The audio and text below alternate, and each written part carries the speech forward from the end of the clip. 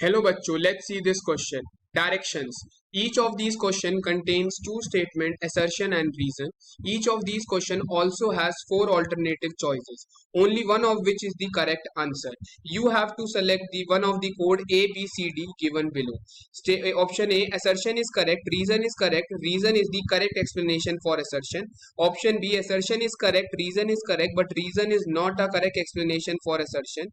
Option C, assertion is correct, reason is incorrect. Option D, assertion is incorrect, reason is correct.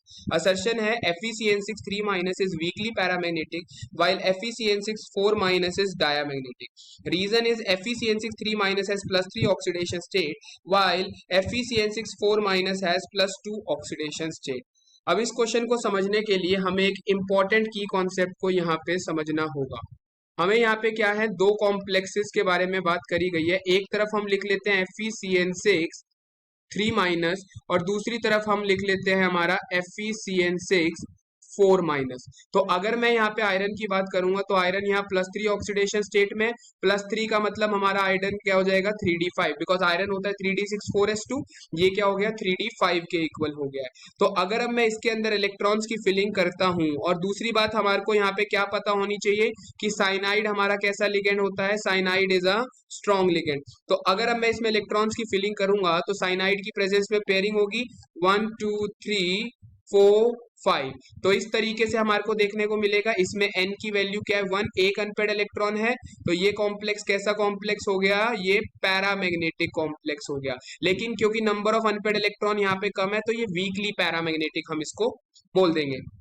ठीक है जी. On the other and अगर मैं FeCN6 4 minus की बात करूंगा तो आयरन यहाँ +2 में, आयरन +2 का मतलब क्या हो जाएगा 3d6. दोबारा से हमें पता है साइनाइड स्ट्रॉन्ग लिगेंड है, स्ट्रॉन्ग लिगेंड की प्रेजेंस में हमारे को पेयरिंग देखने को मिलेगी.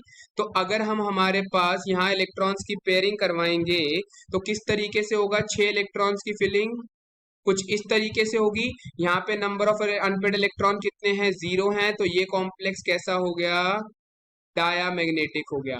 यानी हमारा असर्शन क्या है, FeCN6 3 minus is weekly paramagnetic while FeCN6 4 minus is diamagnetic. Assertion हमारा क्या है, करेक्ट है. अब रीजन हमें क्या दिया हुआ है, FeCN6 3 माइनस है +3, तो FeCN6 +3 माइनस में हमें पता है आयरन +3 में है और FeCN6 4 माइनस में आयरन +2 में है. यानी यहाँ पे हमारा असर्शन और रीजन दोनों ही हमारे क्या है, करेक्ट हैं. लेकिन ये रीजन जो है वो करेक्ट एक्सप्लेनेशन नहीं है, बिकॉज इसकी एक्सप्लेनेशन करेक्ट क्या होगी, this is weekly paramagnetic because इसमें एक अनपेड इलेक्ट्रॉन है, दिस इज डायामैग्नेटिक बिकॉज इसमें 0 अनपेड इलेक्ट्रॉन है. तो ऑक्सीडेशन स्टेट का यहाँ पे मैग्नेटिज्म से कोई लेना देना नहीं है. मैग्नेटिज्म इज डिनोटेड बाय कितने अनपेड इलेक्ट्रॉन उसके पास प्रेजेंट है. यानी हमारा करेक्ट आंसर क्या हो जाएगा, option number B, where assertion is correct, reason is correct, but reason is not the correct explanation for the assertion. I hope you understood it well. All the best. Thank you.